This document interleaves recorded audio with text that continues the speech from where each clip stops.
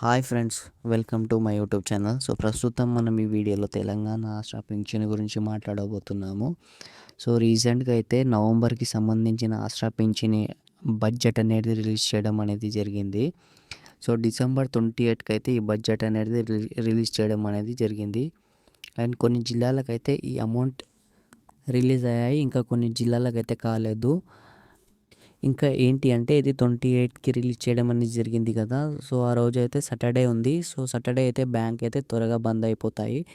Next day అయితే Sunday కదా, Sunday అయితే క్లోజ్ ఉంటాయి. ఎల్లుండి అయితే పోస్ట్ ఆఫీస్ వాళ్ళు అయితే వెళ్ళి బ్యాంక్కి అయితే వెళ్ళి వీరు అమౌంట్ అనేది వేసుకోవడం అనేది జరుగుతుంది. దాని తర్వాత అయితే మీకు ఇవ్వడం అనేది జరుగుతుంది.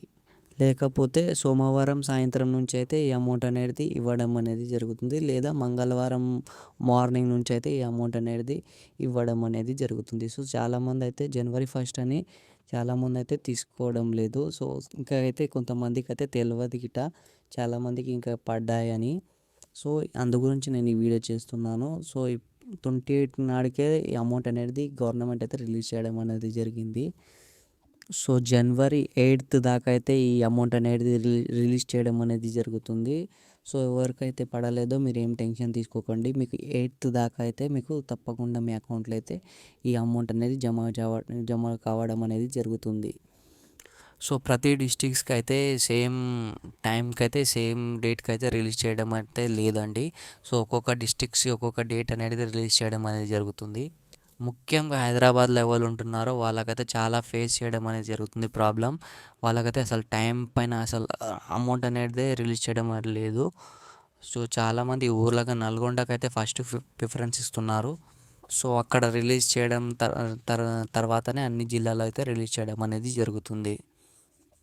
ఎవరైతే పోస్టల్ డిపార్ట్మెంట్లో ఈ అమౌంట్ తీసుకుంటున్నారో మీరు ఒకసారి మండే రోజు వెళ్ళి మీరు బ్యాంక్ అకౌంట్ మీ పోస్ట్ అకౌంట్లో మీరు చెక్ చేసుకోండి.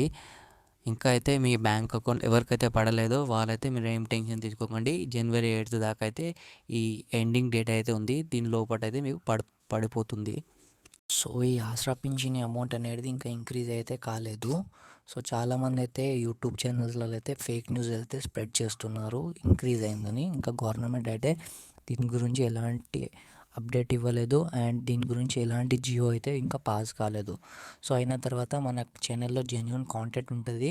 నేను తప్పకుండా ఒకవేళ అయితే నేను తప్పకుండా ఇంకొక వీడియో చేస్తాను. ఫేక్ న్యూస్కి అయితే నమ్మకండి. అండ్ మీరు కాలిపిలి మీరు మీ బ్యాంకు చుట్టూ తిరగకండి ఇంక్రీజ్ అయిందని. ఇంకైతే గవర్నమెంట్ అయితే ఇంకేం రిలీజ్ చేయలేదు.